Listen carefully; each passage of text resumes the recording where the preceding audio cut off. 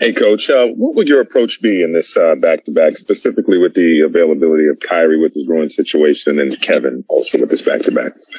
Yeah, I think we'll have to assess it as it goes. I don't love Kevin playing back-to-backs.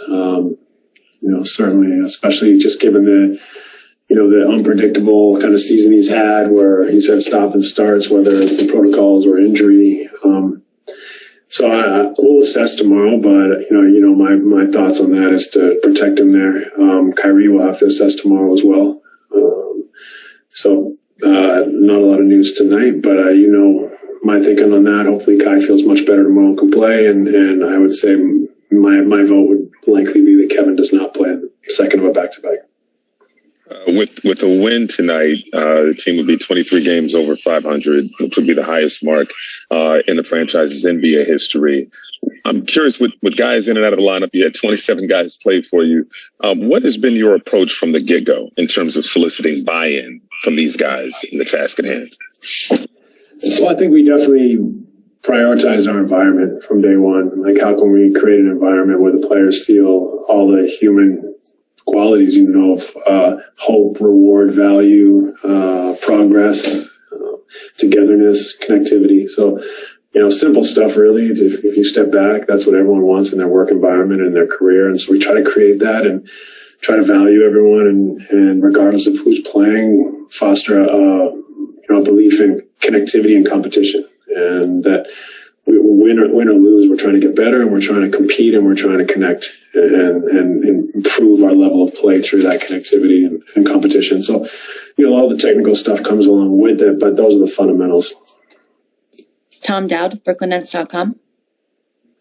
Hey, Steve, when you get to this last stretch of the regular season, the playoffs are on the horizon. Aside from kind of wanting to keep everybody healthy, does the focus start to shift a little bit? Sorry, I lost the last part. You cut out. So I was just saying, you come to this last stretch of the regular season, playoffs on the horizon. Does the focus switch in terms of what you want to accomplish and then get ready for that, aside from, of course, keeping everybody healthy? Yeah, I think, it's that's a great question. I think it's one that I can't give you a full answer yet because I think if anything we've learned this season that things can change tomorrow. We wake up this morning and Kai isn't right, So if you start thinking ahead and planning ahead, you can outthink yourself. And so, I think we're just trying to take it day by day. We're trying to make as sensible decisions as possible for the group every day. And, we may not get them right, but I think we definitely discuss every single day what our approach is today, short term, midterm, long term, and then revert back to the short term. Because I think that is the nature of the season. It's that things are changing every night, and if you try to plan ahead, you're probably going to be caught in a bunch of change that you didn't foresee.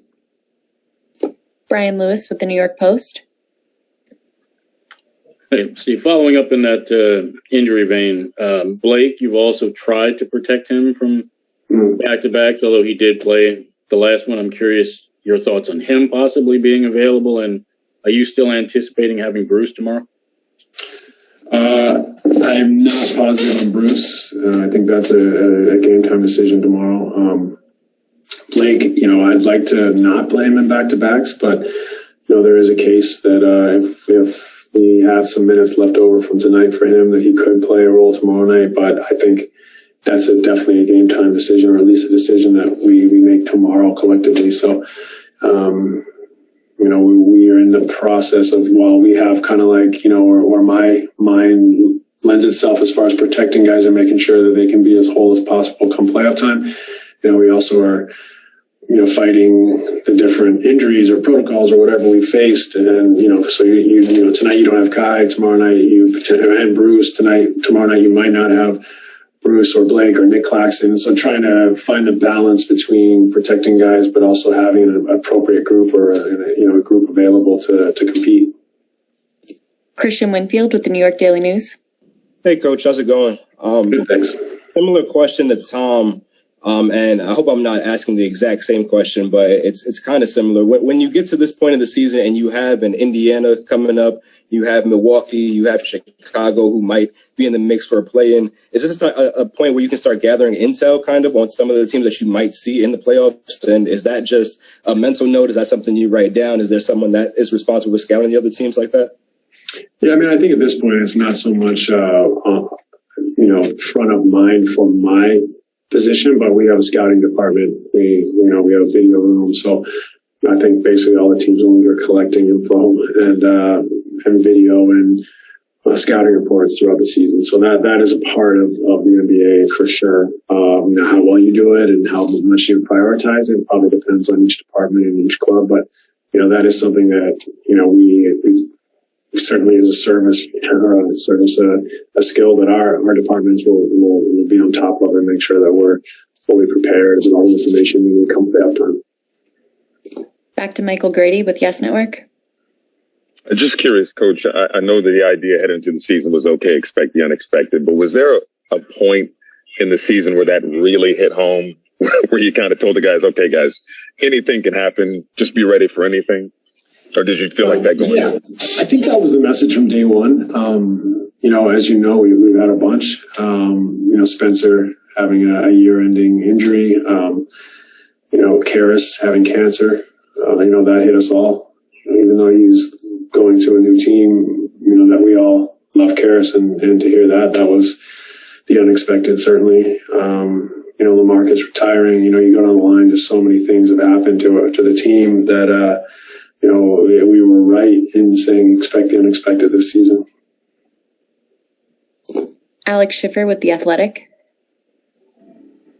Hey, Steve, to kind of piggyback off of Grady's question with all the lineups and attrition, just, you said at the beginning of the year that you knew this was going to be wild and kind of embracing the craziness was maybe the way to go. How do you think all the curveballs you've been throwing has made you a better coach and made you adapt and grow into the job quicker than maybe you were even expecting? Well, I think I've been exposed to so many things that coaches aren't necessarily exposed to in their first 4 or 5 months on the job. And what happens in quick succession, you have to find out what your mindset is, how you're going to approach these things. Are you going to allow it to create a ton of stress and anxiety, or are you going to accept and kind of mobilize the troops? And so, quickly I learned, like, there's not a lot of point in overstressing and in creating nerves and anxiety. We just keep rolling, and I think that helped inform our team, how our team approaches all the changes. Whatever it's been, 30 plus starting lineups and however many players have played for us. That's only possible to have, I think, the record that we have if people have the right mentality and mindset. So we're really proud of the players for handling that, and for us to be in a position we're in right now with 10 games left. It's a testament to the group and all the people that work so hard around them. Steve Lichtenstein with WFAN. Hi, Steve. Mike James did a lot of things well the other night in the fourth quarter. When you went back to look at the video, was there anything that really stood out to you? Maybe something that, because you didn't know him, you weren't aware that you could rely on him for that?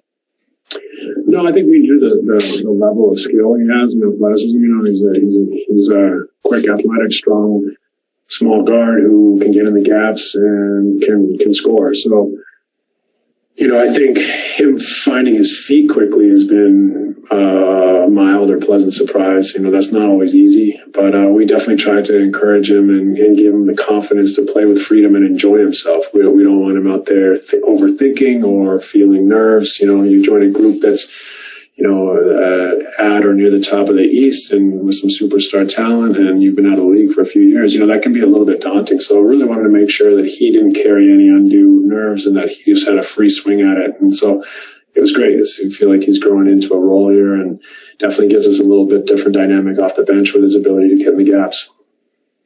Last question, Chris Mulholland with Nets Daily. Hey, Steve, earlier today, Landry Sham was speaking about Kevin Durant's rim protection ability, kind of calling it an underrated aspect of his game. Considering that, can you just talk about what you see and what stands out to you the most about Durant's rim protection? Well, we know Kevin can be an A defender when he's fully fit and in rhythm. So I think that's something that he still has a gap to close here with that, because so much has been thrown at him. He starts a season having not played basketball or real or meaningful basketball for whatever it was, 18 months. Then he has a COVID interruption, then he does the hammy and another COVID interruption, and then the thigh bruise. So, I think it's hard for Kevin to fully complete his game without time. And so we know that the potential is there and we see glimpses of it. But I think if we're patient and we, allow him to get his legs and his rhythm and all those things, to come back, he definitely can be an A defender for us. Thanks so much, Coach. We appreciate it. Thanks, everybody.